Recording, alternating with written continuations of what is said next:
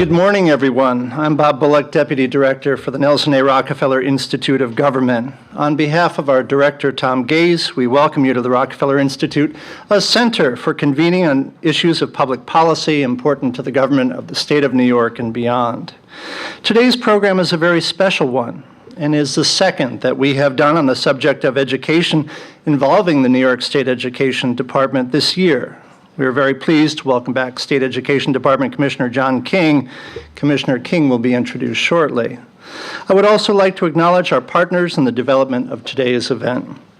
More than a year ago, Ariel Bernstein of Cisco first approached us about collaboration on the subject of fraud, waste, and abuse in government. The program was highly successful. And so when she came to us with the idea of doing something on the subject of the use of technology in pre-K, of course we said yes. It has been wonderful to work with Ariel and her Cisco colleagues and Jen O'Connor and her colleagues at the Council for a Strong America and ReadyNation on the conversation about to take place, and also participating are our good friends from SAS. This is a very unique forum. In fact, it's actually a first for us, as it will also bring in presenters from the Minnesota Fed and from Cisco's offices in Florida. A generation ago, this would not have been easily accomplished, which serves to demonstrate the role that technology plays in our lives and the lives of our children every day. I cannot think of a more appropriate time to leverage this technology than for today's program. And now it is my pleasure to introduce another good friend and our moderator for today, the host of WMHT's award-winning statewide public affairs program, Matt Ryan. Matt? Thank you, Bob, for the invitation. As always, we've got an esteemed panel, as Bob mentioned, not just here in person, but across the country, and we'll get to that in a little bit. But first, we're going to start things right off the bat with our keynote address with a man who I'm sure you all know, the Education Commissioner here in New York State, Dr. John King.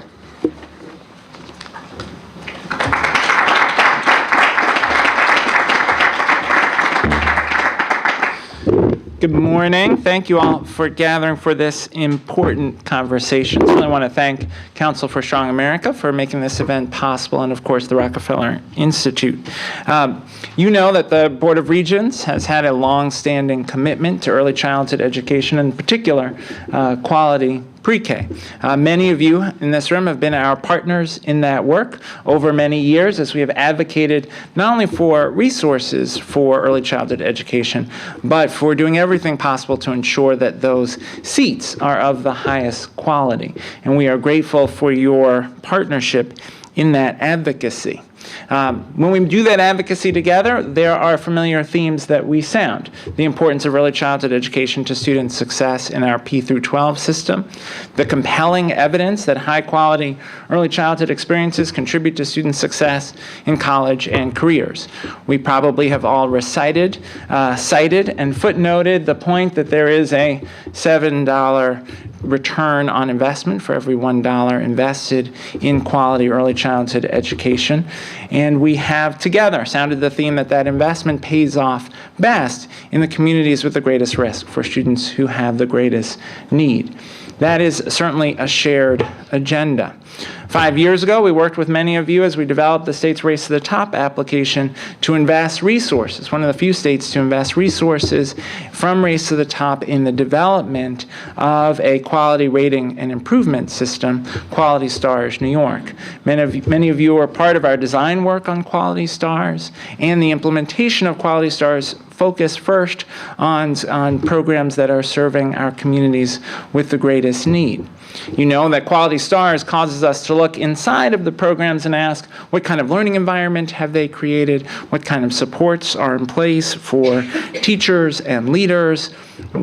What kind of socio-emotional supports are they providing to students?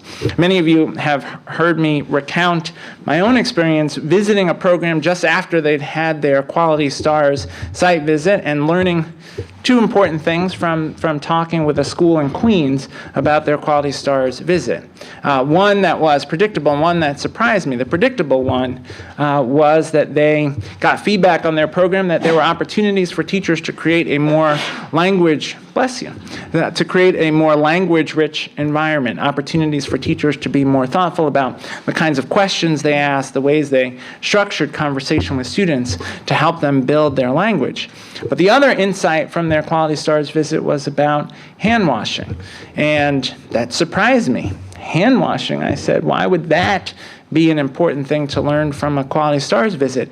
And they explained, and they actually showed me the routine that students had developed to wash their hands more efficiently and quickly, and they had increased the number of times during the day that students washed their hands, and they explained that because of that small change in adult behavior, they had significantly improved attendance in the pre-K program, and this was a pre-K that was embedded in a K-5 school. That one small change, again, in adult behavior, resulted in better attendance through the entire school, because so many of the students had older siblings in the school, and if they were getting colds and passing colds, then those colds were spreading through the school. It was a good example, not only of how Quality Stars could help to improve program quality, but also of how we, the adults, are responsible for kids' experience of school. Right? Kids were perfectly happy. I watched them do the routine, how they knew how many squirts of soap, how many turns under the faucet, how many turns in the paper towel. Kids were perfectly happy to do it.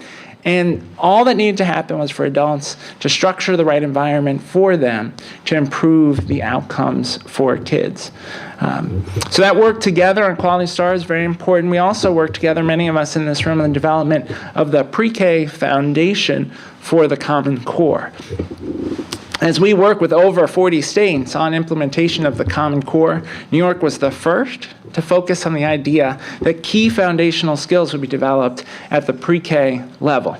And not just academic skills. Certainly, there's an opportunity in the pre-K classroom to develop number sense and to create language-rich environments that build kids' vocabulary. But we also focus in our pre-K foundation for the Common Core on the habits of learning. How do you cultivate a classroom environment that inspires curiosity, that helps challenge students to do problem solving, that helps students to see that trial and error is a good strategy for figuring out when something doesn't work, how to make it work. And we also, in our efforts there, focused in the pre-K foundation for the Common Core on socio-emotional learning, right? Helping students to be problem solvers with their peers, helping students learn how to manage their own feelings and their response to their environment. We also talked in that pre-K foundation for the Common Core about the power of play. That play is, yes, fun, but play is also an environment in which students can learn about themselves, learn about others, and build their academic skills. That was an important step forward, and both the Quality Stars work and the pre-K foundation for the Common Core are now informing the expansion of pre-K throughout the state. We have had, over the last couple of years, important investments by the governor and the state legislature, starting with the $25 million competitive grant program, and then expanding last year with the $340 million competitive grant program. We're not there yet. Our universal pre-K program is not yet universal, but we are making good progress as a state, again, thanks to the leadership of folks in this room. Now, as we look forward, as we enter the new budget cycle, there are a number of questions I wanted to draw our attention to before we turn to the panel. One is we now have 4 different programs, all targeted towards the same goal. We have a legacy targeted pre-K program. We have our regular universal pre-K program, which is largely half day. Then we've got our additional $25 million grant program that I mentioned, and then the $340 million competitive grant program from last year. So 4 programs funded in different ways with different requirements. When the Regents held a symposium earlier this fall on the program, districts talked about the experience of running multiple programs themselves, different reporting requirements, different goals that they committed to in the different applications. So we have an opportunity as we head into the budget cycle to ask, are there ways that we can streamline, rationalize those 4 programs to make it easier for districts to focus their attention on supporting school leaders, teachers, and students, rather than on compliance with those 4 different programs. We also have to ask about transportation, particularly in our highest needs communities. What role can transportation play to ensure that all students have access to pre-K opportunities. We need to ask, how do we get more programs to be full day? Because we know that for many of our families, full day is essential, not only for their kids' success, but for their own participation in the workforce. And so as we look towards the next budget cycle, we've got to ask, are there ways to continue to enhance the program to ensure access to full day? We've got to keep focused on quality. Quality Stars was a pilot initiative that we funded through Race to the Top. Is there an opportunity to grow that initiative? How do we build quality indicators into all 4 of those pre-K programs? And how do we ensure that programs are continuously getting feedback to improve the quality of the services they provide to students? We've got to focus on professional development and preparation of the teachers in our pre-K programs. And hopefully we'll talk in the panel today about the role technology can play in that. But we know the evidence is overwhelming that what matters most in the pre-K environment is the interaction between teacher and student. It's the academic interaction, the question the teacher asks, the experience the teacher structures for the student. But it's also the socio-emotional interaction. It's the way that the teacher helps the student or coaches the student on working through a difficult problem with a peer. And it's the warmth and joy that the teacher creates in the classroom. It's the sense that the teacher creates of celebration when students are making academic progress or learning a new thing. It's the sense that the teacher is beside the student, inspiring their curiosity about learning. If they're at the water table, it's that the bubbles are on the kid and the bubbles are on the teacher, right? That they're engaged with the water table together because it's an opportunity to learn and to feed that curiosity. That the teacher is carefully planning out what the classroom will look like. In the area where students can have dress up, has the teacher carefully thought about what appears in that area? And are there ways to make connections between what appears in that area and the things that the students learned about through their read aloud that day? And what kinds of conversations is the teacher fostering between students and each other? Is the teacher asking open-ended questions that cause students to think before they answer rather than just to recall things that they've been told? All of that professional development has to be a central focus of our work. We also have to incentivize the things we know that matter. One of the things we look for in Quality Stars is parent engagement. How effectively are programs partnering with families to support their kids? Families are the first teachers of our children. But we also know that we have disparate funding sources, and so we have a world in which adult education is funded separately from pre-K, but are there opportunities to incentivize partnerships where parents are able to get academic support in the same community-based organization that is serving their child in pre-K? Are parents able to get ESL classes or workforce development classes so that they themselves are advancing and modeling for their child what it is to work towards a goal and to achieve academically? Are we incentivizing celebration and leveraging of students' native language?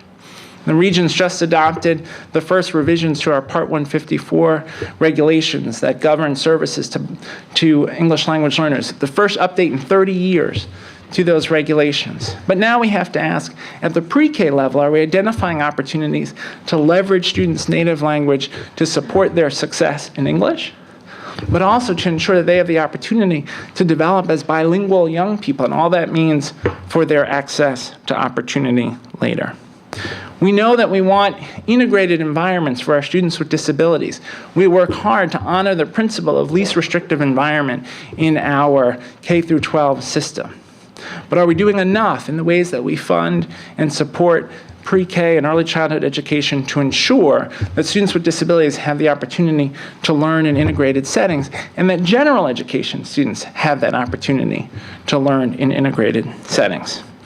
So even as we celebrate the investments of the last few years and our work together on the pre-K foundation for the Common Core and on Quality Stars, we have a lot more work to do, a lot of homework ahead of us. But that's a good thing. When I was a teacher and a principal, I'd always say homework is an opportunity for more learning. Isn't that great? And so we have an opportunity to get more done together as we enter into the new legislative cycle. Hopefully we will do that with a common voice, a unified voice that we must simultaneously expand access and improve quality. Those shouldn't compete with each other. They must both be essential to our vision of the future of early childhood education in the state. There will be a day when we will be talking about the expansion to 3-year-olds as well. There will be a day when we will be talking about, as we will at the next Regents meeting, the connection to even earlier, in programs for even earlier in childhood. And we'll talk at the next Regents meeting about nurse-family partnership programs. Right? We know about children's brain development, that we have lots of missed opportunities because we are not tapping into the opportunities to help students' brains grow in those early years.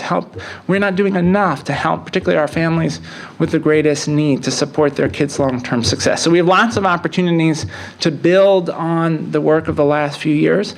I look forward to doing that together, and I certainly look forward to learning from the panelists today. Thank you all for being here for this conversation.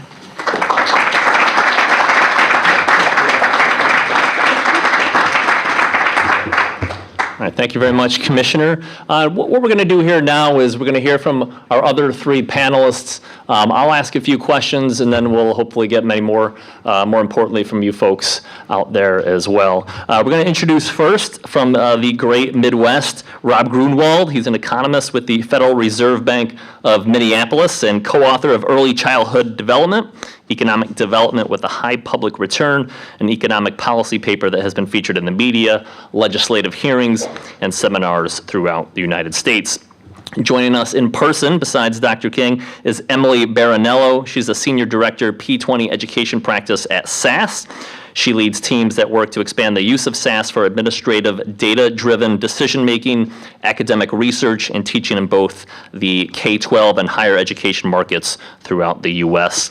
And finally, Dr. Greg Mathison, joining us from Florida, has invested more than 30 years of his career in education, human services, and healthcare as a psychologist, administrator, and policymaker for county and state governments, and as an educator for universities across America. He currently serves as a Cisco Systems Education Solutions Manager, helping schools and universities maximize leading-edge technologies to deliver connected teaching and learning solutions that help enhance education outcomes. And I guess first off, we'll start off in the state of Minnesota with Rob Grunewald. Rob.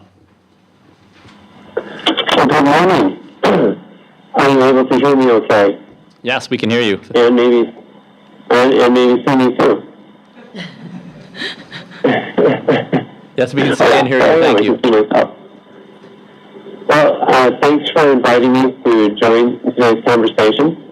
And I'll start out with just a few comments here. I'm an economist at the Federal Reserve, and I wanted to start with just some data for a minute or two about what motivates business people and economists around issues investing in early childhood and education more broadly. And I'm going to just start out with this first slide that you can move to. And basically, what we see in New York, but also throughout many parts of our country, is that going forward, we're expecting a slower growing rate of the population that is considered that prime working age. And going forward, as we see the labor force growth slowing, what we are also noticing, we're going to continue to demand workers to fill open positions.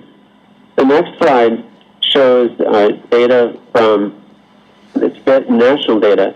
It's basically looking at job growth expectations relative to what is typically required for an opening in a position. We see the strongest growth rates for those occupations and jobs that require more education, and slower growth rates for those that require less education and training. And then the next slide simply just puts together some data on the amount of wages and salaries that are paid to workers that have higher education and skills relative to those that have lower skills. And workers that have a master's degree are making 3 times more than those workers that have a high school diploma or less than a high school diploma. So we expect that in our economy, we're going to continue to demand workers with higher skills and education. And all that we can do to help students graduate from high school, go on to get additional education and skills, and enter our workforce ready to fill those open positions is going to be important for economic growth going forward. But we want to focus particularly on early childhood education today, And this conversation at the Minneapolis Fed started over 10 years ago when Art Rolnick, who was director of research at that time, and I began to dig through some of the literature on early childhood, and particularly some cost-benefit studies that have been conducted. And many of you are familiar with the Prairie Preschool Project, in which children were randomly assigned to attend a preschool program, ages 3 and 4, compared with those that were in a control group in Ypsilanti, Michigan. This started back in the 1960s. And what was important about this project is that they were able to look at the benefits in monetary values relative to the cost. And so the cost of the Prairie Project was just over $11,000 per year per child. And this program included teachers that were master's trained and that were also paid at a level that was similar to those teachers who were paid in other parts of the school district. Children attended for on average just over a year and a half in this program. What we're able to measure from this is first savings to the K through 12 system due to reductions in special education. Then we see higher participant earnings. Most of that benefit is accruing to the children as they have higher earnings once they reach the workforce, but some comes back to the public in the form of higher tax revenue. And then we see savings due to the reduced need of the criminal justice system because crime rates were reduced by half across a whole range of different types of crime. So reduced need for police protection, court costs, and incarceration costs, and also reductions to the victims of crime themselves. So we go to the next slide, and we add up all of the benefits relative to the cost. You can push the next bullet there, and you'll see it's a 16 to 1 for all of these benefits. A very high ratio of benefits to cost. At the Minneapolis Fed, we calculated what that internal rate of return is. What is that interest rate on an annual basis over the lifetime of these benefits? And we estimate that annual rate of return at 18%, because most of the benefit is accruing to the public. We estimate that public return at 16%. There's one more bullet that's going to show up here, and that is to note that James Heckman, Nobel laureate economist at the Minneapolis Fed, at the University of Chicago, reanalyzed all of this data with his graduate students and has a higher, slightly lower rate of return. He has made a couple of different assumptions about how to calculate some of the crime benefits, but still a very high rate of return at 10%. Compared to where the stock market has returned over a long time horizon, let's say over 30 years, once adjusted for inflation, the stock market has returned about 6% on an annual basis. Now, other cost-benefit studies that have been conducted, the Apicedarian Educational Child Care Program started with children just a few months of age until kindergarten, providing a full-day experience.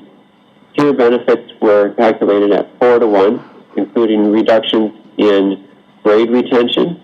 Children also performed better in school. They were 3 times more likely to go on to college as adults, and also they were less likely to be smoking at the age of 21. So all of these were benefits that were calculated relative to the cost of the program.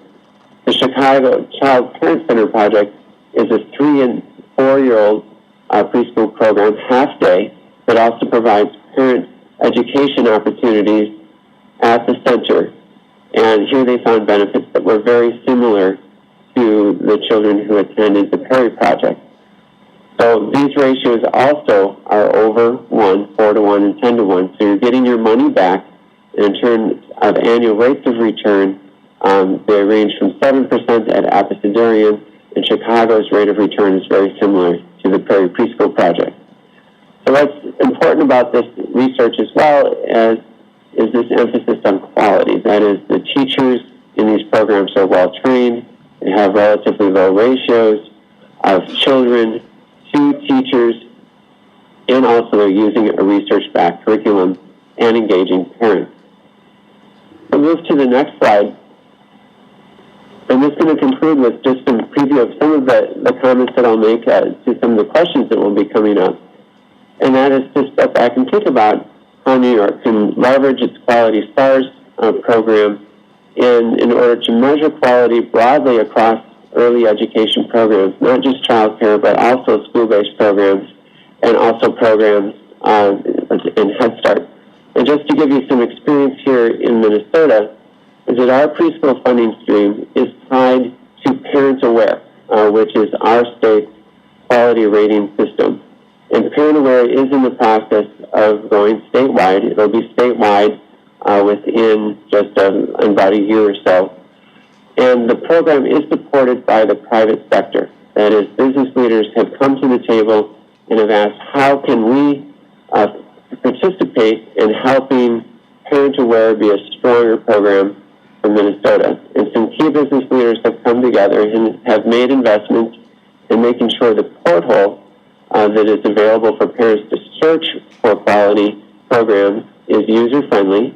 They have also invested in marketing and also have been able to leverage their resources around technology to make sure that the backbone for that portal, the technology system for Parent Aware, is well suited.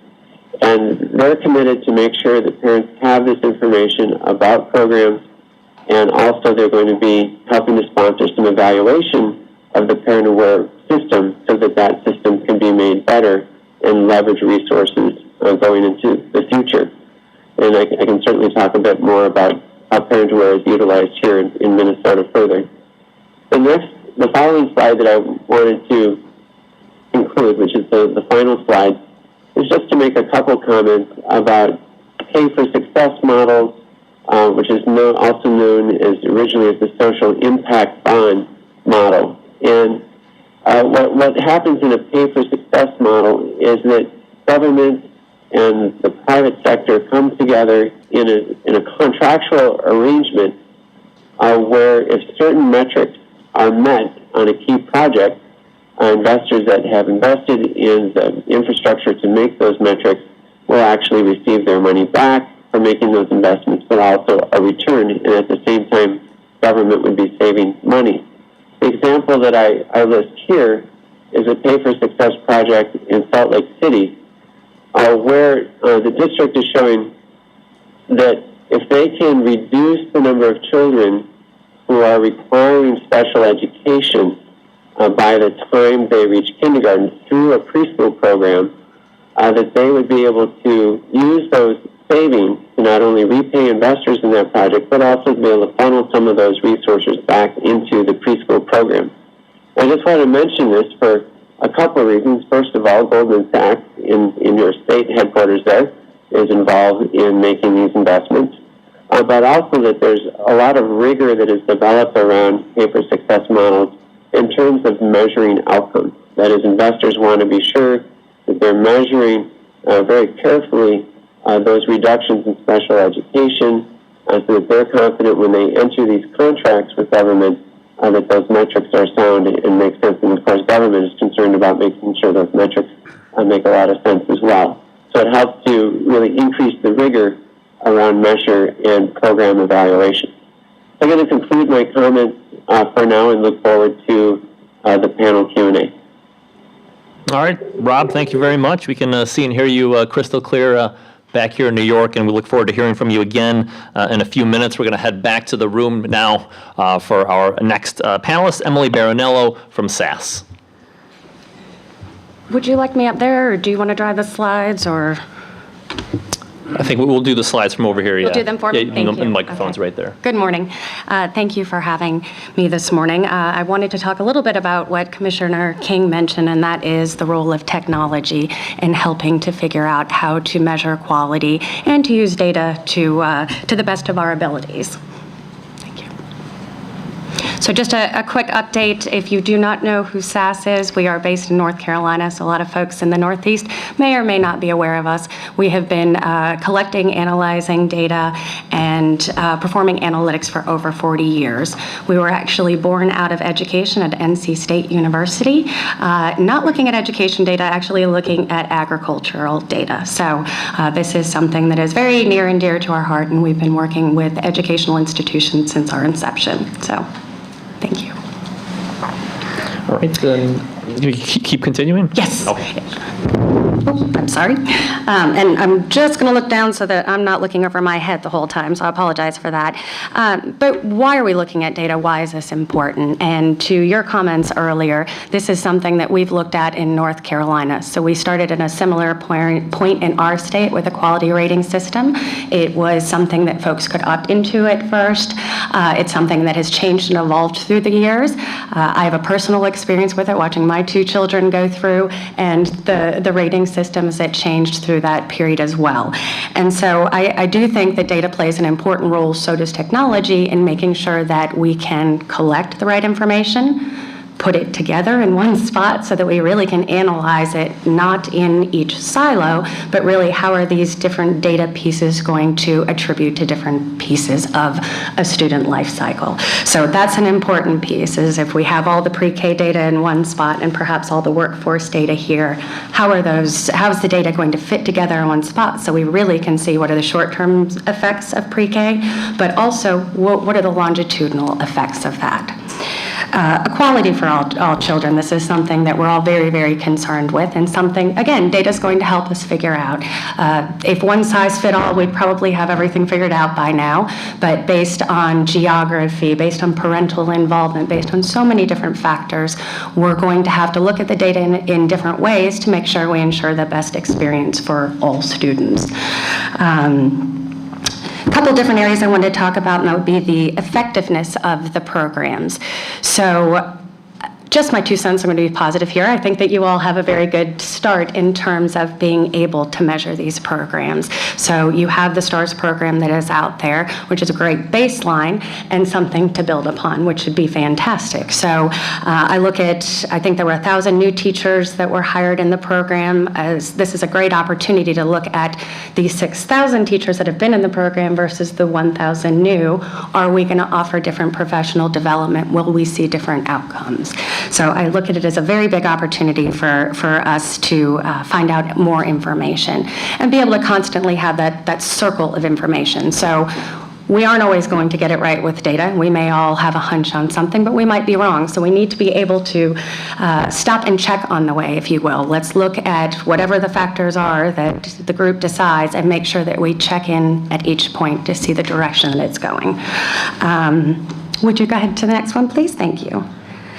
So just a couple comments on the data life cycle. So I think it's important to know that data can help you make decisions, but it cannot be prescriptive without the human intervention. So if we were just to take the data and automate it and tell it to tell us what to do, we may or may not see all of the factors. So it's really important during, especially the planning phase, to determine what data you need to get. Can you get it? Can you even collect it? Can you combine it? Even having to look at some of the governance strategies. So if you would like to look at healthcare data alongside of pre-K data, how are you going to make that happen? And New York does have a very good system in place. They've got MOUs signed and data sharing agreements. So a lot of that pre-work that has to be done is already complete. So again, a very good infrastructure to really take these systems, bring them together, and get them to talk. And when you pull all of this data together, as you go around the life cycle, you'll be able to distribute information and get this out to folks sooner than you would like. So in North Carolina right now, we have a situation where I think I just got my son's test back from last year, a little bit late, and I think if we can get to a point where we're able to get the data moving faster, get that information back to teachers, administrators, educators in a more timely fashion, of course not overnight, a little unrealistic, but a more timely fashion that we can help individual students and also use that aggregate level data to make predictions on the general population. Go to the next one, please. Just a quick history of some of the data use that's out there, and I know we just talked a lot about the Perry Preschool project. A lot has changed since 2005 when the statewide longitudinal data system grant program was released. So we have worked with a lot of states that started in 2005 combining different systems specifically for K-12. And since that point, there have been a couple different grant programs that have allowed to add more data to that. So we can add add pre-K to look at it longitudinally. We can add the workforce data.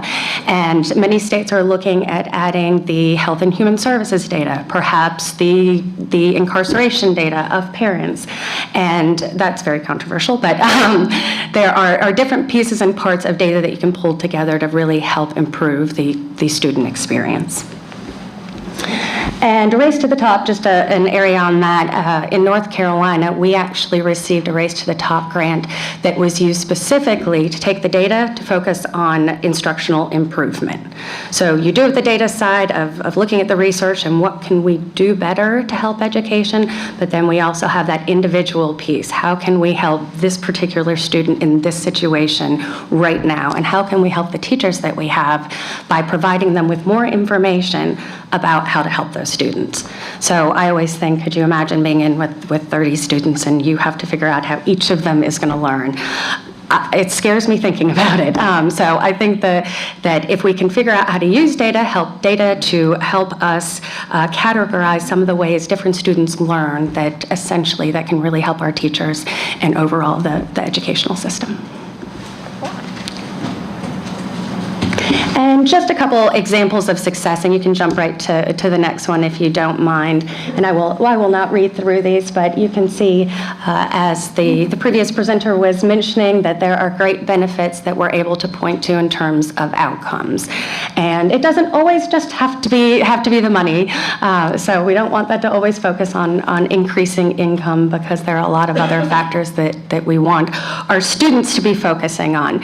So in closing, I would say that I believe that New York has a great start to the program, that they need to be able to put the quality ratings in place, a good baseline to start. And with the 4 programs that are currently out there, I think it's a great opportunity to combine that data, and it's almost a pre-built 4 areas to look at across the board. So I could see that as a great benefit to be able to compare those and see what good and what perhaps maybe not so great came out of those. Thank you. All right, thank you, Emily. And we're going to leave New York State once more to go down to the Sunshine State, where Dr. Greg Mathison is joining us. Good morning, Dr. Mathison. Great, thank you, Matt. And thank you, Emily and Commissioner and Rob. So I get a chance to talk about how technology can help us really enhance teaching and learning. And as Matt said in the introductions, that's what I get to do, is to help schools and universities around the world be able to do that with our whole team. A couple key takeaways, if I might suggest today, and one of them, a very important one, is we know that learning is from birth all the way through life, and it's from birth to pre-K to K-12 to higher ed, and continuous learning for all of us as adults as well. And so some of the examples that I'm going to share today are in the K-20 range that I think are also directly applicable to pre-K as we build out our pre-K programs so they can have the maximal impact on lives that the Commissioner and my colleagues were talking about a minute ago. So three key takeaways, if I might suggest, from me today. And the first one is that we need to have a technological infrastructure so we can enable students to use the devices and the teachers to use the devices that they're using in their day-to-day lives. We know that knowledge and learning are ubiquitous. You can learn from anywhere. I read a report the other day that the average high school student is graduating with more than half of her and his learning from outside the classroom. And we know that's true as we watch the kids on their coming to pre-K every day. They're a mobile generation, and what they're doing in the car on the way, they got these devices, either their own or mom and dad's, and on their way home, or they're watching a DVD of some kind while they're on the way to pre-K. So we know that they're mobile, that's where they live, and we know that they want to learn. Students today want to learn in different ways than we want to teach. I see that in the graduate classes that I teach at UCF and the MBA program. They don't want to learn like I did, which is, with an old number 2 pencil and a piece of paper. That doesn't cut it for today's students, and my colleagues talked about that a few minutes ago. We also need, as the Commissioner said, we need to develop a network where professional development can happen in collaboration, either live or interactive, but it needs to be highly engaging around video, because pre-K teachers, my experience with working with them and licensing over the years, high turnover, almost an entry-level job sometimes, but a very, very critical job. And so the professional development, in my opinion, is exceedingly important, and today's technologies can help enable that. As talked about a minute ago, the technology in the classroom, and in my opinion, in pre-K, should be remarkably similar to what they're using in their day-to-day lives. We call it technology. They see that device, that social media, that Facebook, that Google, that YouTube. They see that as an extension of who they are. And so, in my opinion, we need to be able to connect with them there as well. Mobile generation, as I mentioned, they love their devices. I read a report, and this report is 4 years old. I couldn't find a more current one, but it was still astounding that 70% of U.S. children ages 0 to 5 use a cell phone on a daily basis. That's 70%. That's from 2010. That number has to be remarkably higher than today. And we've made changes in K through 12 significantly from if you bring your device to your smartphone, you're going to be grounded. You're going to be in in-school suspension for 20 or 25 years. To schools remarkably saying, please bring your device. We want to use it, and we'll provide the devices for those who might need them as well, because it's incorporated into their teaching and learning as well. Video game changer. You're seeing a small example of that today, where people can join by face-to-face video, immersive video, interactive video that's high quality, easy to use. I mean, it was simple enough for me as an educator to use. I just dialed a phone number, and we're good to go. And that enables for student engagement. You can teach from anywhere. You can learn from anywhere. As I bring in guest speakers for my classes from all over the world who can provide infinitely greater enrichment and learning than I can as a professor standing in the classroom. Just amazing how the technology has enabled that. And we need to keep that in mind for not just the students, but for the teachers and their professional development as well. Because it's hard to be able to be learning and professioning, developing and taking courses or certification programs, some of the things that the commissioner talked about earlier, while I'm trying to do my job on a day-to-day basis with all these children that I'm trying to make an impact in their lives. Another case example for consideration, if you're not familiar with, check out flipped classrooms. And by flipped classrooms, and we're seeing an uptake in that exponentially, in K through 12 and higher ed, but I think it has a huge bearing in pre-K as well. And the essence of that is the teacher records his lesson, and the student watches it at home. When they come to the classroom, then they can focus on individualized instruction, answering questions, doing labs, doing the homework. And if you think about that, and you think about that in relationship to pre-K, I think huge advantages.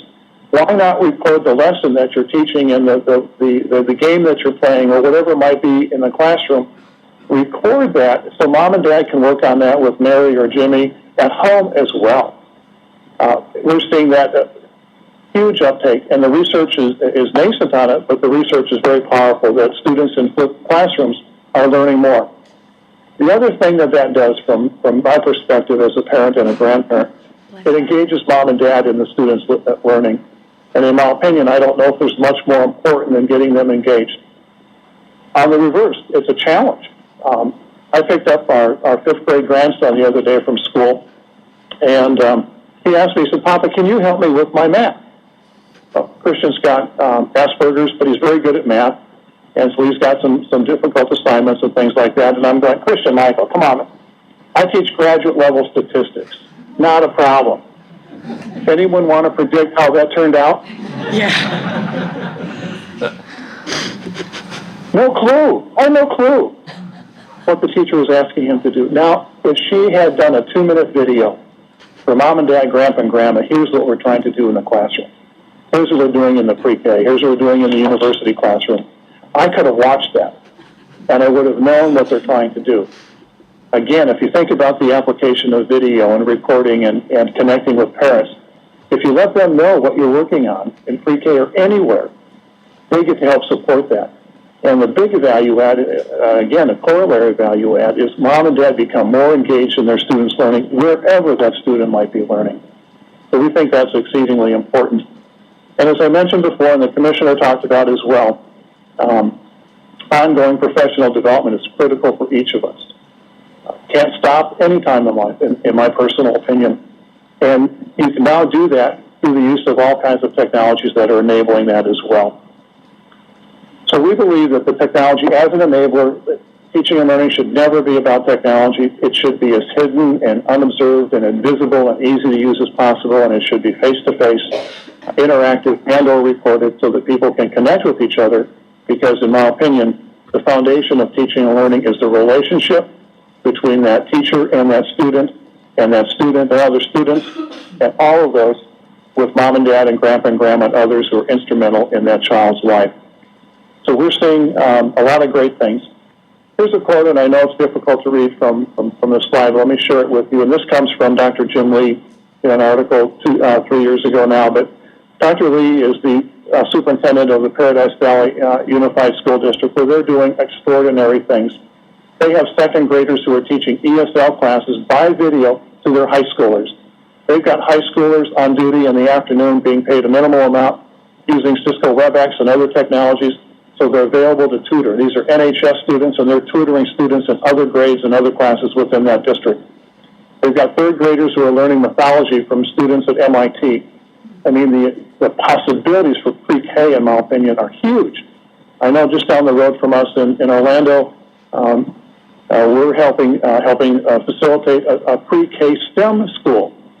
And the technologies that they're going to put in there, so students are learning more about STEM and STEAM, equally important as well, in pre-K. So tremendous capabilities. And he says we've got to engage students through the technology, but we also need to know that, and we also know that the technology is important to learning, and that we need to help our teachers to be able to use the technology to make a difference with their teaching and learning. And if I might, in summary, I'd like to go back to comments that were made earlier by all of my colleagues on the panel. The commissioner talking about, quality start and the importance of pre-K. I fully agree with that. As a psychologist, as a parent, as a grandparent, I believe in that. The ROI that Rob talked about and the return on value, which is awfully important as well, more difficult to measure, but perhaps even more important than the return on the investment. And Emily talking about the importance of analyzing the data to improve programs at a macro level, as she said, but I thought it was also important, as she said, at the individual level. Now, right before this, and just show you a quick photo I took earlier, this is the third grade principal's honor roll from my daughter's school. She's the teacher there, the third grade teacher, and that's my granddaughter, the third grade teacher. And if I might, just a personal note that brings it all together for me.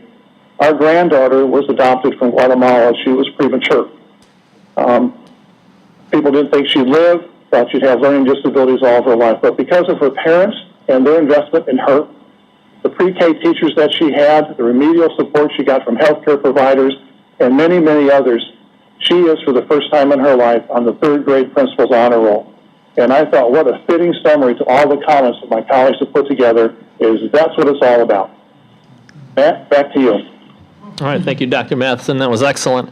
I'll start the Q&A here, and then, like I said, we'll open up and hopefully get as many questions as we can with our people here in our audience. I guess I'll direct the first question toward Dr. King.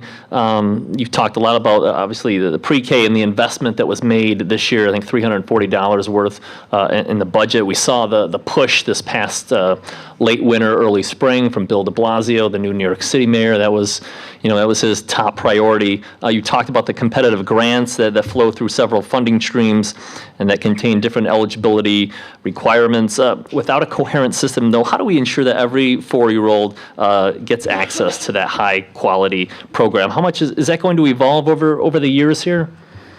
I hope that it will. I think this question of coherence across the 4 programs has to be a central issue as we go into the legislative cycle to make it easier for districts to manage. At the same time, things like Quality Stars, where we have a consistent way of looking at quality across program types. So I think we will always have a diverse sector in early childhood education. We will have school districts that are providing services, community-based organizations, and so having that common language around what a good high-quality experience looks like, I think, is critical.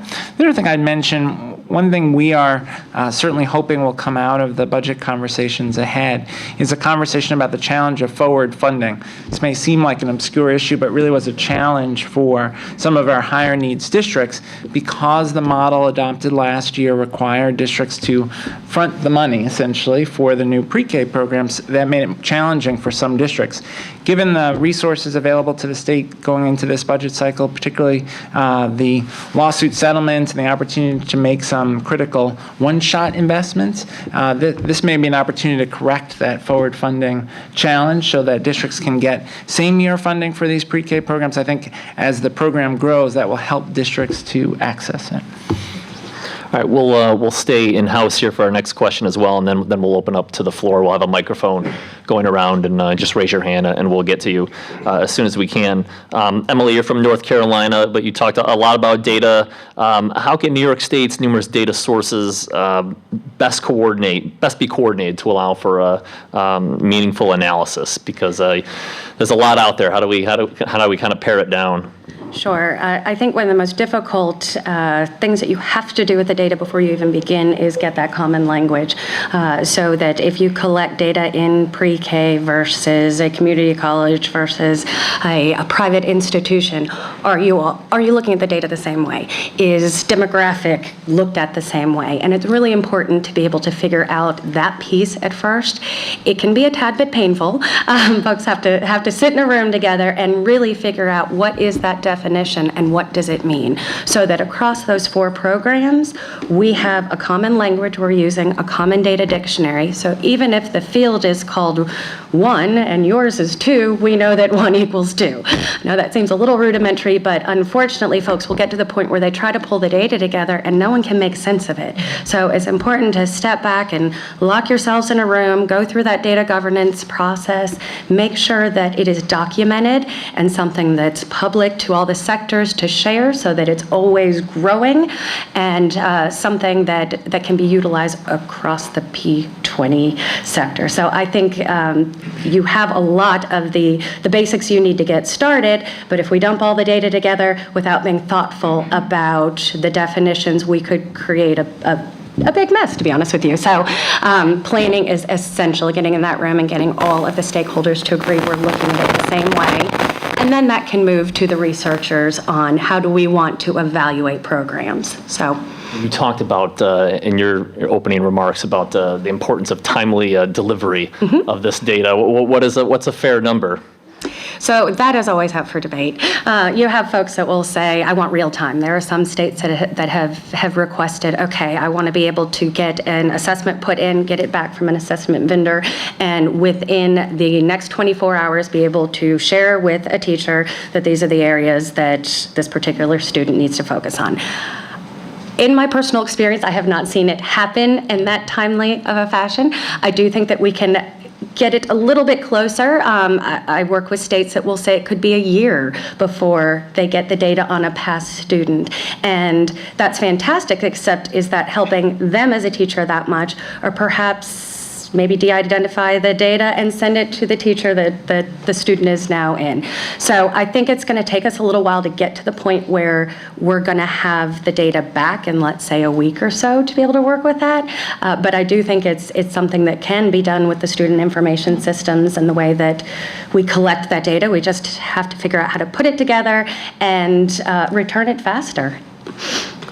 All right. I'm sure we got to have several questions here. We got the microphone going around, and we can have a question for Dr. King, Emily, or Rob or Greg here. We got Bob Bullock here in the front row.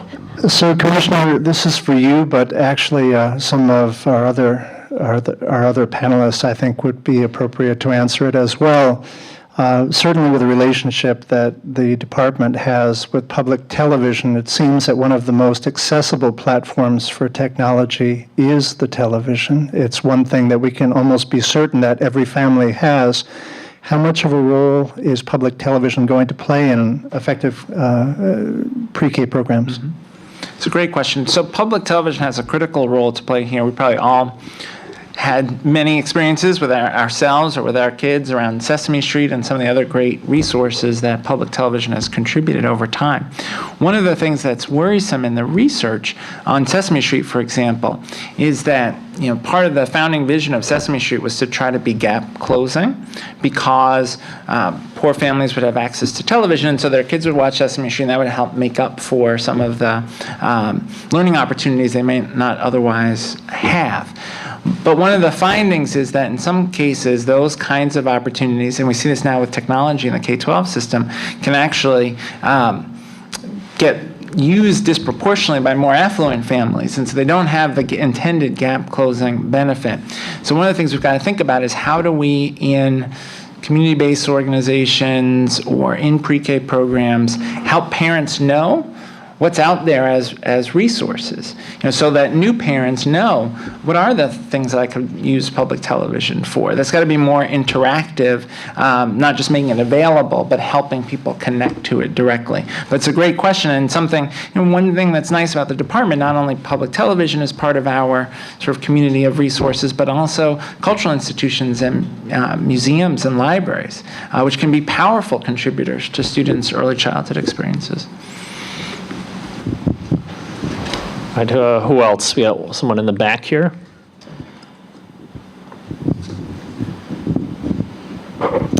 So this is for the gentleman from Florida and anyone else who might want to weigh in.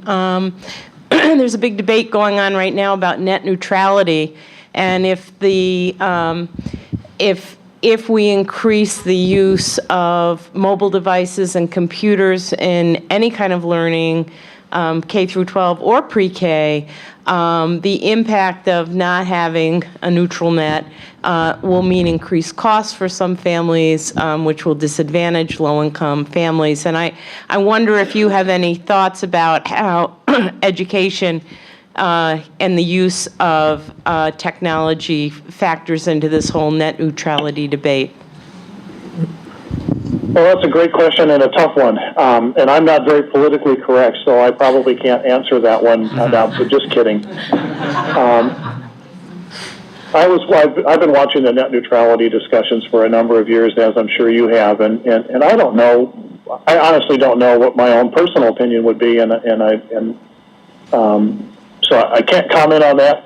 The only thing I can say is to reinforce your point is that as time goes by, the need for high-speed connectivity to wherever I am is increasingly important. Now, the technology has gone a long way, but we still have many rural areas and other areas of the country where high-speed internet isn't available. Personal opinion, not Cisco's personal opinion. It needs to be available because it's critical to my learning, as everyone has talked about before.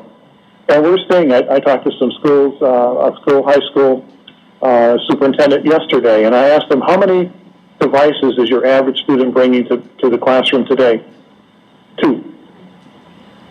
They've got their laptop or whatever device, and they've got their smartphone in their pocket, and they're connecting to Wi-Fi. In higher education, it's 6 or 7 devices that they're bringing to school. Xboxes and PS3s and DVD, all those kinds of things. So my personal opinion, the need for high-speed broadband, whatever means it's going to be delivered, critically important. On net neutrality, I honestly don't even have an opinion on that right now. I'm just watching that from the sideline pretty much. Dr. King, we've seen Governor Cuomo talk about the importance of expanding broadband into the areas, north and northwest of here and into the Adirondacks. That's obviously critically important for communities up there that, even getting a cell phone signal is almost impossible in some areas. Yeah, I'm looking forward to the conversations over the next few weeks about the $2 billion technology bond fund, which creates an opportunity for investment in technology. And no question, bandwidth is a critical issue. We did an analysis of bandwidth access statewide, and in surprising places around the state, there isn't the bandwidth access that we would want. It's a challenge for our libraries, for example. In some communities, the library is a place where you would go to access technology, but then the library doesn't have access to the bandwidth necessary. But this is a broader issue. We've also got buildings where there's only one outlet in the classroom, which is a challenge, right? And so we've got to think strategically about the investments that we make to make sure technology is accessible to all communities. We also, I think, have to think about what are the smartest uses of technology. One danger in the current discourse is we tend to have binary debates, technology, good, bad, when in fact, it can be either, and helping teachers and parents think about what's a healthy amount of screen time, what's the difference between a game or application that is actually educative and one that is more like bubble gum for the brain. Those distinctions matter a lot. And then also, how do we use technology to support teachers? There's a great project at University of Virginia which focuses on video of classroom interactions between teachers and students. And they've found a lot of success helping teachers improve their academic and socio-emotional interactions with students through watching video. When two students are arguing over a toy that they both want to use, what should the teacher say when intervening? And actually, it's very powerful to be able to watch video clips of teachers managing that interaction effectively to help students think about turn-taking and sharing. And using technology in that way can actually strengthen the teacher's interaction with students, which is very high leverage. Commissioner, if I could add to your point and just point out a couple of resources available to people to take a look at. One of them would be the iSchoolInitiative.org, and that's Travis Allen and their team. And they go around the country and they've spoken to tens of thousands of educators on how to go from, how to change my teaching and learning from just using a tablet or whatever device as another piece of paper or a notebook or whatever, and really incorporating that into your pedagogy. That would need to be necessary and critical, if you would, in pre-K as well. So iSchoolInitiative.org is a phenomenal resource on teacher and professional development. And then we forgot to talk about, my apologies, game-based teaching and learning. And if you go to gamedesk.org or educate.org, there are hundreds of lessons out there available for educators and using games. Like, I couldn't believe it, I didn't learn this way. Teaching high school physics using Angry Birds. I'm like, that's a game, that's not learning. But you've got arcs, you've got momentum, all those kinds of things. And a third resource I would encourage people to check out is 2bitcircus.org, great resources on STEM and STEAM. And Commissioner, you mentioned it in your earliest talks. One of the heartwarming things I get to see is how teachers can help students with special needs of any age, and how the technology can just change lives, help change lives. It's phenomenal, the learning that occurs there. Commissioner, does that make sense to you? Absolutely, yeah. So I've visited classrooms where tablet technology is giving access to voice to students with autism that just wouldn't otherwise have had. It could be a very powerful tool. Rob, let's bring you in as well from Minnesota. Access to broadband, is that a problem out in the Gopher State there? And if so, how is the state tackling the problem?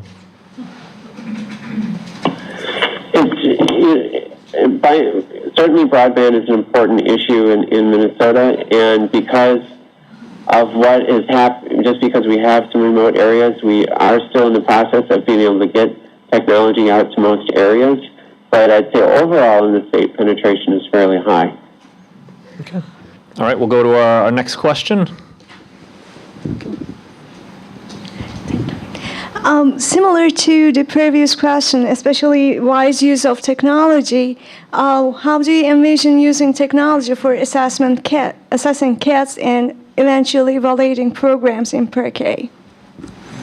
Using technology to assess the performance of kids in school. Who wants to tackle that first? Me to go ahead and take it? So specifically at the assessments, so that is an interesting question and something a lot of folks are looking at in terms of, are we giving enough assessments? Are we giving too many assessments? Do we need more formative? So I think there's a lot of discussion around that, and there's a lot of data collection around that. So a lot of numbers that folks are looking at. And I think that's being debated across the different states, but the assessment pieces are definitely a huge piece of the overall data analysis of a student, but it's not the only piece.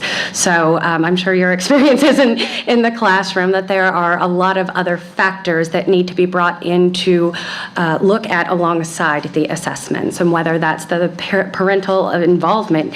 Did the parents know the night before the case test that they even had that. And so I do think that there is quite a bit of work to be done on how to take assessments and data and really look at it holistically, so that assessments is not necessarily the be-all, end-all of measurement of the students. So do you have any? Yeah, I mean, even as I think about my own kids in this, I think there's a way in which technology can make assessment a more natural part of the instructional process, where it's not kind of this one-time event where you get feedback weeks later, but actually sort of built into the learning experience, so that students are responding to math questions that might change in difficulty based on how they answer, right? We see that in the K-12 system.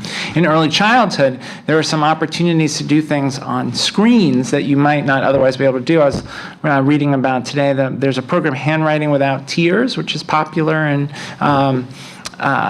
pre-K, kindergarten, first grade settings where students are learning handwriting. But you can imagine a scenario where that is being delivered by technology, where students are on the screen drawing the letters, showing that they can follow the letter pattern to draw their letters, and the teacher will be able to immediately know how students are doing.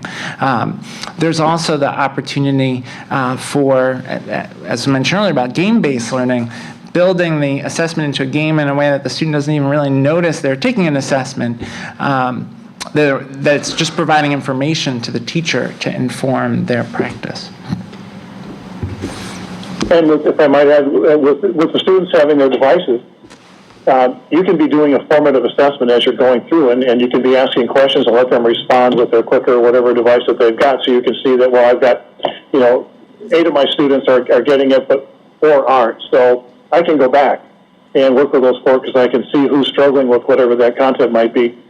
And the other thing on the assessments, it also opens the door to pictures, opens the door towards video, so you watch a brief video, what's the lesson from the video, so you can enrich it beyond 100 years ago when I used to take the Iowa basics. It was your pencil and multiple guess as you go, right?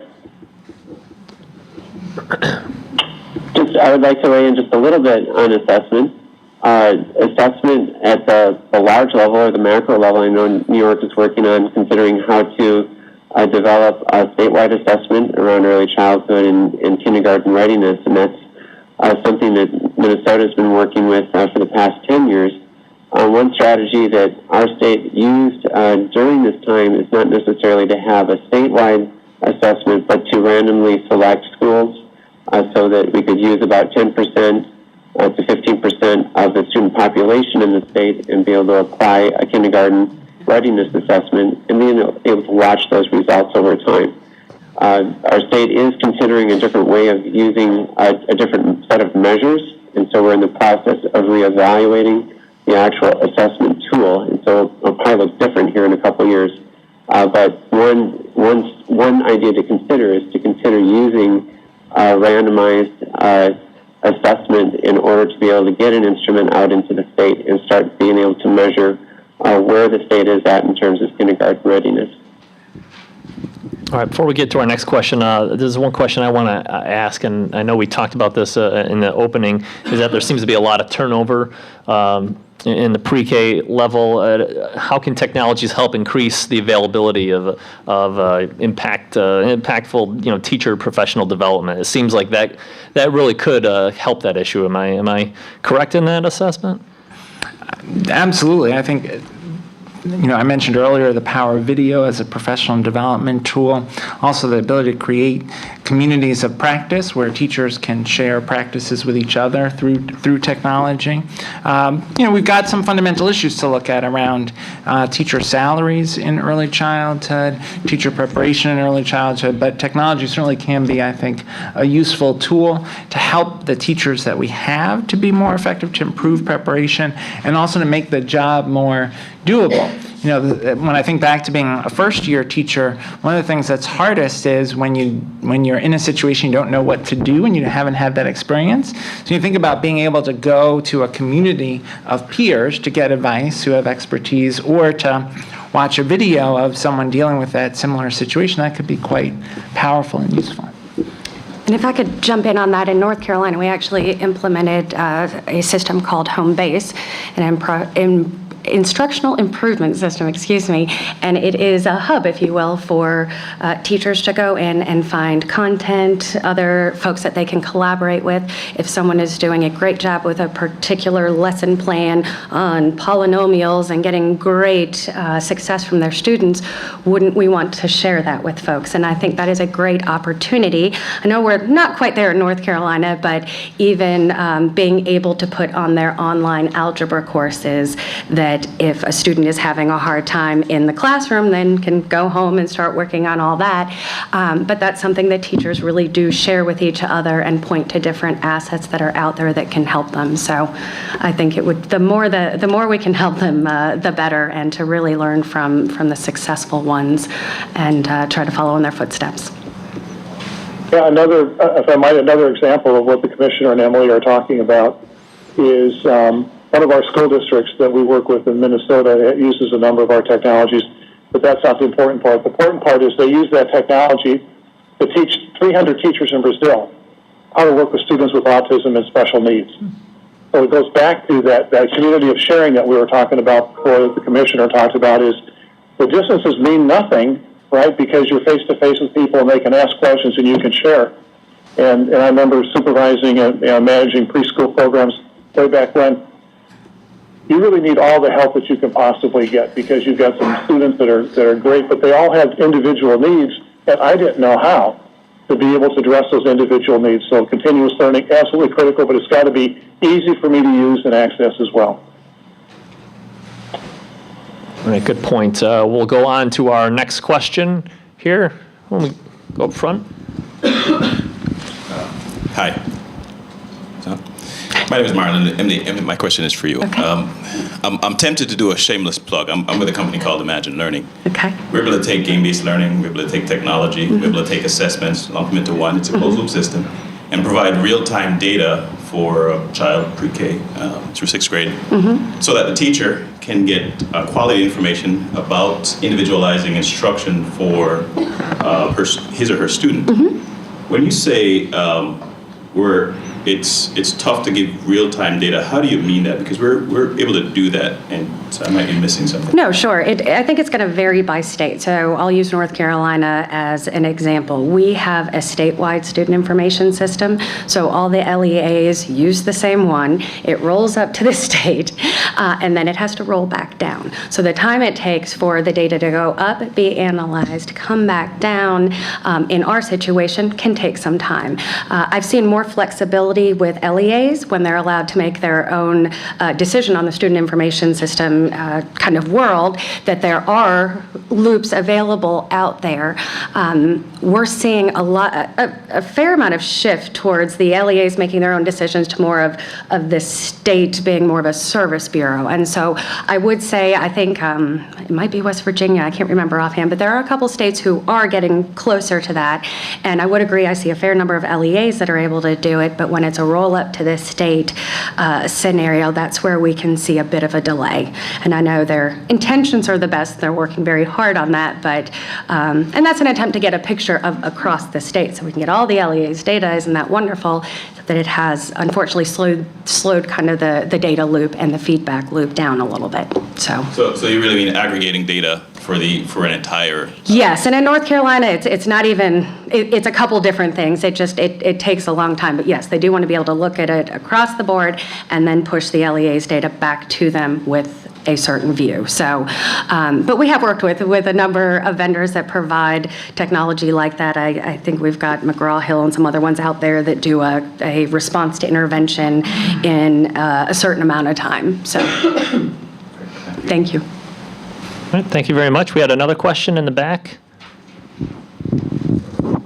This is more of a comment than a question.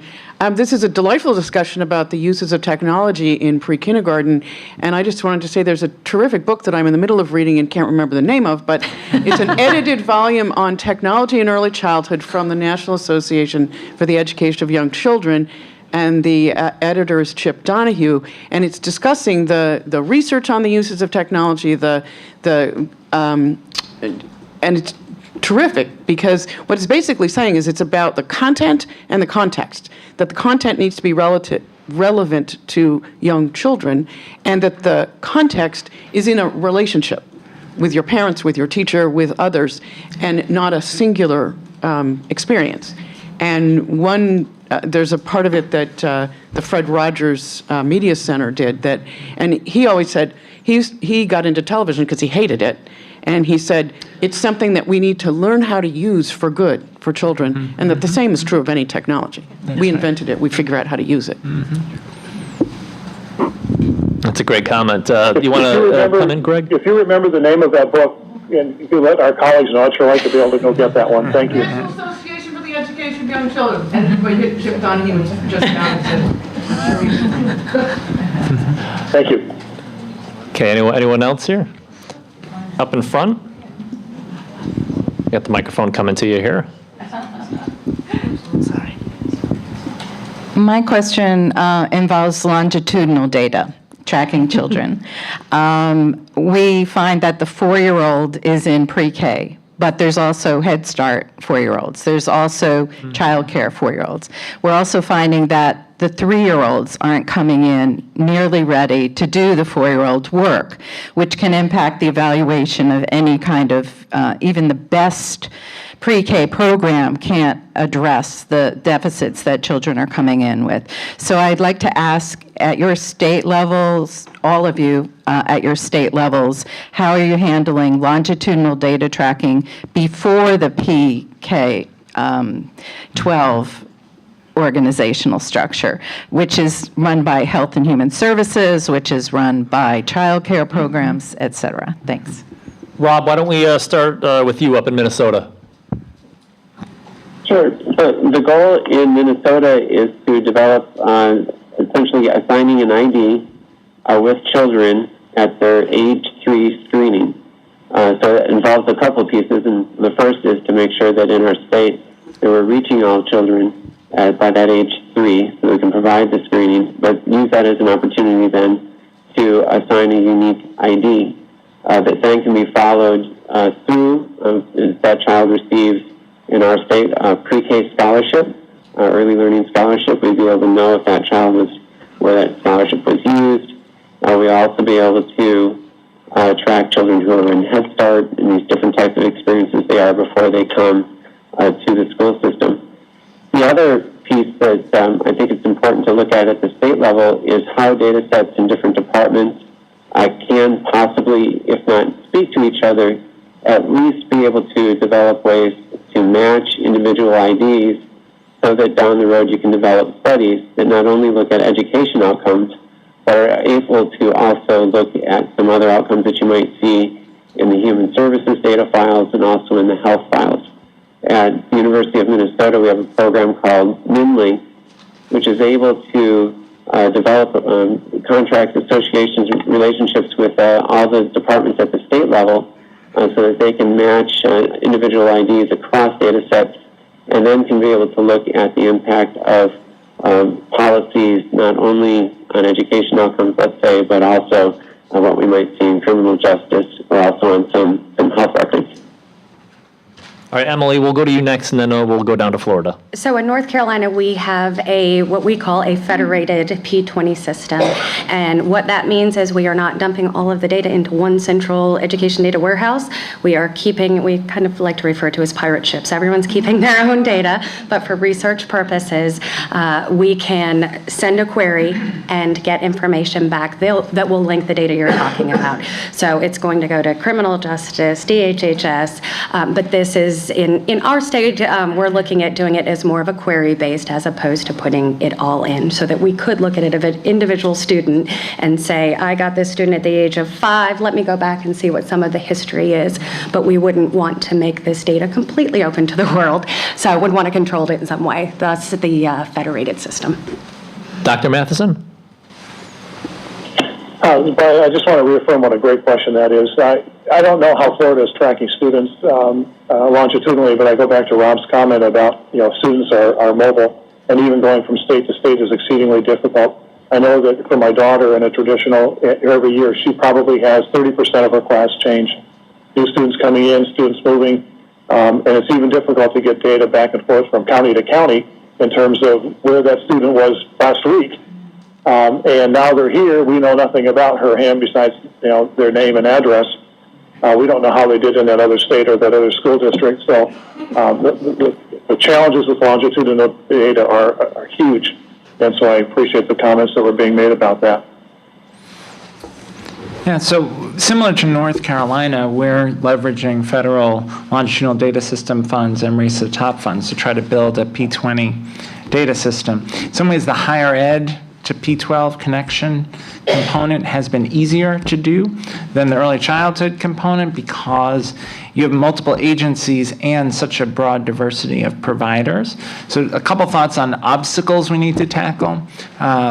One is getting agencies to agree to common data protocols and MOUs is a challenge in of itself. But once you've done that, you've now got this wide array of providers, some of which have lots of capacity, some of which have very limited capacity. So you're talking about one site director with 2 teachers and very small number of kids, everyone strapped for resources. So are they able to collect and input the data in a consistent way? So one of the challenges is how do you make sure you build provider capacity to collect the right information and to do the right checks on data quality at the local level? A second obstacle is how do you assure people that the data are being used only in ways that are helpful to students? And we certainly have had a robust conversation in New York around issues of data security and data privacy and concerns about how data are being used. And I think nationally, particularly around technology and the kinds of things that folks sign on to at home and how's that information being used. So even outside of the public sector, there's just a lot of questions about how we ensure data security and data privacy. And then the third, and this is a bit of a plug for the department and resources, but we collect a lot of information. But to do that well, you need people whose job it is to collect the information, data analysts. And one thing that is a challenge in state government, and this is true I'm sure in the other states as well, but certainly in New York, it's sometimes hard to make the case for, hey, if we want this program to work really well and we want to build continuous feedback loops, it means we've got to invest in infrastructure, admin infrastructure. It's not popular. No one's going to get votes saying, I pledge to spend more on administrative infrastructure. But at the same time, it is critical to have that capacity at the department. And certainly as we go into the budget conversations going forward, and as this program grows, whether it's at the department or at OCFS or at DOH, agencies need resources to be able to leverage the data effectively. And if I could just jump in really quickly, I did want to plug for the rest of the states too. We work with a number of them, and this is a consistent issue. I will say the positive is these folks know the data inside out and care more about these children than you can even imagine to put in the work they do for this. But I think we could move a lot swifter and be able to pull a lot of this together in an easier fashion if we did look at infrastructure and at possibly, since I'm not running, I don't need to worry about this with the more money, that possibly even looking at more FTEs around data scientists, data analysts, data anything, because I think in education where we're talking about the rest of the world, we need data scientists and folks that are experts in analytics. We need those in education too, and we need them in the state education agencies. We need the best and the brightest to be able to look at this data. So well here's said. my plug for the rest of them. Already endorsement there. Do we have time for 2 more questions? All right, I've got one if no one's going to raise their hands. Hearing this discussion, this is great. We all want technology to get better and better, and our kids to use it more and more. I've got to imagine there's a part of the population out there who's worried about the loss of human touch, if you will. What do you say to the parents? And of course, we want to engage parents whenever possible. What do you say to parents, and this can be for anybody here, who worry about that?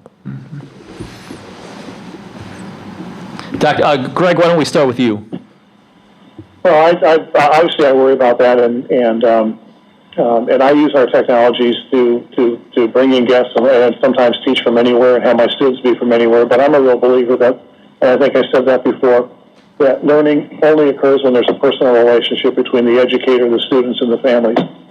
And so that personal touch, absolutely important, and especially in pre-K, we've got children who are developing. They need a hug, they need an arm around the shoulder, they need someone who's going to encourage them. They need someone who's going to say, I value you, you're important to me, and I think that's neat. The other part that I think is important about some of the technologies that can enable is connect mom and dad, because mom and dad might be traveling. They can't get to parent-teacher conferences on a formal basis, but also ad hoc kinds of things. The pre-K teacher is going to be able to send a note home with mom and dad, here's the URL, click on the URL, and we can talk at 6 o'clock, but we can do it face-to-face by video. And they can be in a different state, they can be in a different country even, and still have that face-to-face conversation to say, well, your child got hurt today, and let me explain to you what happened and what we're doing about that to prevent it tomorrow. Or your child did a wonderful thing today in helping somebody else. Let me tell you about that. And so I think it has greater potential to be an enabler and a connector, but you got to watch the downside that, we're not just texting each other, emailing each other constantly, because we still need that personal touch, in my opinion. Good points. Rob, why don't we go to you now? Sure. Being an economist, I'm not an expert on all of the issues around pedagogy and technology. So that's my disclaimer. But certainly, I think as I watch the field, a lot is being learned about how to use technology appropriately and keep that human touch, as Greg has noted a number of examples. The other movement that's interesting in early education and education in higher grades too is just outdoor education, and the ability to bring kids into a natural environment in which you're able to teach science, relationships, physical education as well, that a lot can happen, in the other direction. So it's interesting to see two ways of bringing teaching together, and one of them through technology, but then the other one actually bringing kids outside and using that experience as a teaching opportunity. Get back here in Albany. Dr. King, why don't you go first? A couple thoughts on that. One is, we emphasize in the pre-K foundation for the Common Core the idea of healthy learning, and part of that is physical learning for students, right? You want students to construct things with blocks. You want them to be in doing dramatic play. You want them to be active in the classroom. And so we've got to make sure that technology doesn't crowd out those sorts of learning experiences for kids. Where technology, I think, can be best utilized as a tool to support teacher-student interactions or parent-student interactions, right? Ideally, the activity that's happening at home on the tablet is happening with the child sitting next to their parent or sitting on their parent's lap, and they're doing it together and talking about it together. That is a much richer use of the technology. In the classroom, using a video as a starting point for a discussion, or having students engage in an activity that is collaborative, that is a technology-based activity, that can be very powerful. But this is something we've got to be vigilant about, because we know, and we see this with television, and we know, particularly for kids who are at risk, screen time can crowd out the other important activities that we know are necessary to kids' long-term success. So we've got to use technology in smart ways and be vigilant about a healthy balance. Emily, you're a mom. You must have a input on this. Yeah, I would agree, a healthy balance, and that's something that SAS actually has an online no-cost curriculum tool called Curriculum Pathways, and that's something that teachers can use to send assignments home, parents can look at it. So I think it's those types of technologies are a nice way to pull everyone together, but we always say never to replace a teacher. That human interaction is so important in everything that you just talked about. So, we like to look at technology as a way to augment and to help students who learn differently have a different way to view a particular subject, but not to be, all day in and out, or we might lose some of the social interaction and some of the other things that are important as well. All right, great. Let's Can I add a point to that? Sure, real quick. That's a point. I actually think that technology will allow more FaceTime with. It can improve the interpersonal relationship between teachers and parents. So I don't see it as an issue at all. I'll give you a couple of examples. The average FaceTime that kids get in a classroom with teachers is less than 2 minutes nationally. Less than 2 minutes, one-on-one time. So if we can have our children meaningfully engage in technology, we can provide more face time in the classroom. Now, when you think about blended learning and flipped classroom, you can actually improve that number exponentially. So learning at home, the theory, and practice in the classroom with individual attention to the teacher, technology can actually improve these relationships, these interpersonal and personal relationships. All right, well, this has been a fantastic discussion. I want to thank all our panelists for joining us. Rob Grunewald, an economist with the Federal Reserve Bank of Minneapolis, Emily Baranello, from SAS, Dr. Greg Mathison from Florida, thank you, and Dr. John King, the New York State Education Commissioner. Thank you very much. It's been a pleasure being with you here today, and we'll bring it back to Bob Bullock. Thank you, Matt. Well, we are indeed indebted to all of our presenters today, and we could not have had the involvement of our off-site presenters without the wonderful technology of Cisco, and so our thanks to them and their WebEx technology. And Steve, thank you for operating that so capably. And of course, none of this could have occurred without our virtual ringmaster, Matt Ryan from New York Now, our staff here of the Rockefeller Institute, and also my co-organizers. A round of applause for all of them, if I could, please.